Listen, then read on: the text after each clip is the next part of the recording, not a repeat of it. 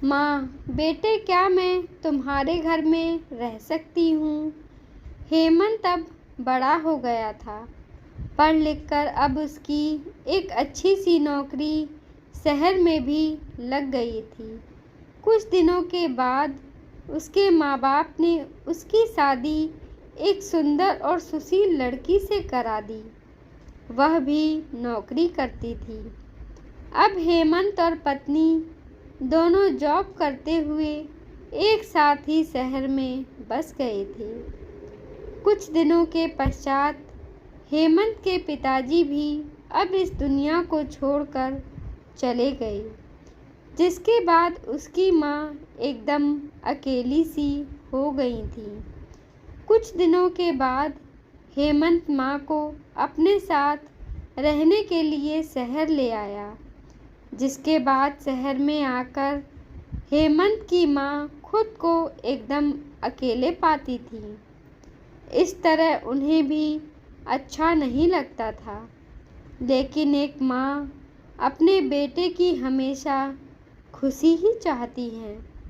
सो धीरे धीरे वे शहर में भी रहना सीख गई थी। लेकिन हेमंत और उसकी पत्नी हमेशा अपनी माँ को समझाते रहते थे कि ऐसा मत करो, ये मत करो।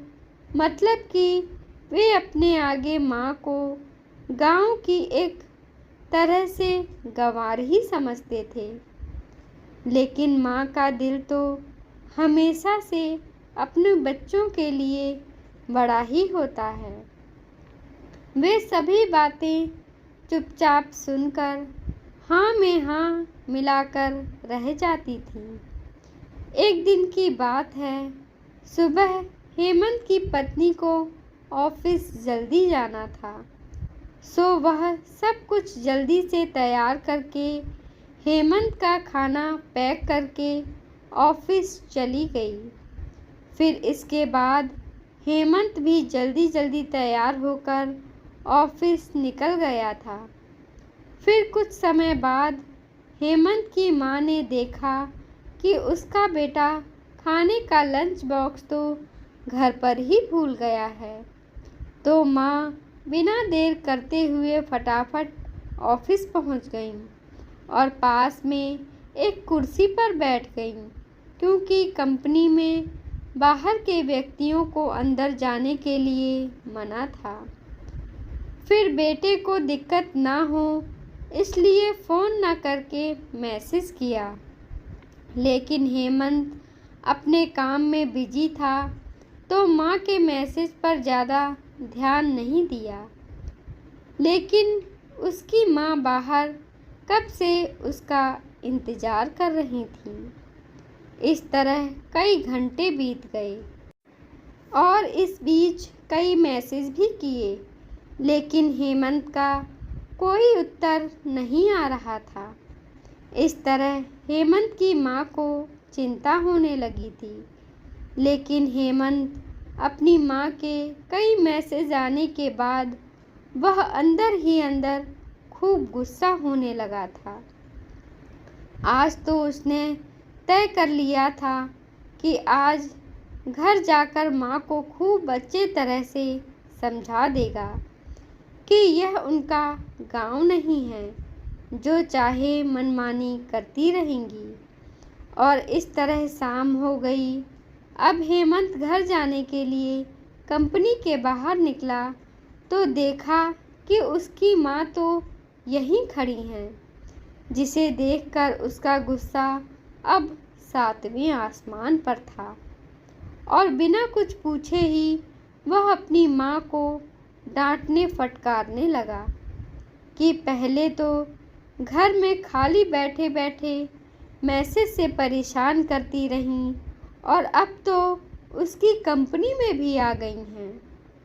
आखिर यह उनका गांव नहीं है जो मनमानी करती रहेंगी। यह सुनकर हेमंत की माँ ने खाने का टिफ़िन हेमंत की ओर आगे बढ़ा दिया, जिसे देखकर हेमंत को अब समझते हुए देर ना लगी कि वह अपना खाना घर भूल गया था।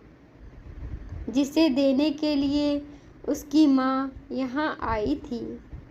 उसके बाद हेमंत की माँ बोली, बेटा, भले ही तुम बड़े हो गए हो, बड़े शहर में रहने लगे हो, भले ही अच्छे बुरे की ज़्यादा समझ आ गई हो, लेकिन मेरे लिए आज भी तुम मेरे कलेजे का टुकड़ा ही हो, जिसे मैंने बचपन से लेकर आज तक पाला है।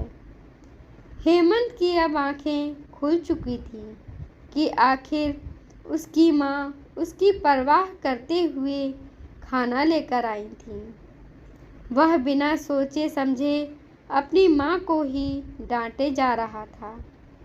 अब उसे अपने किए पर बहुत पछतावा हो रहा था, जिसे देखकर माँ ने उसे एक बार फिर से अपने गले लगा लिया और इस तरह हेमंत ने अब आगे से खुद को माँ के लिए बदल लिया था।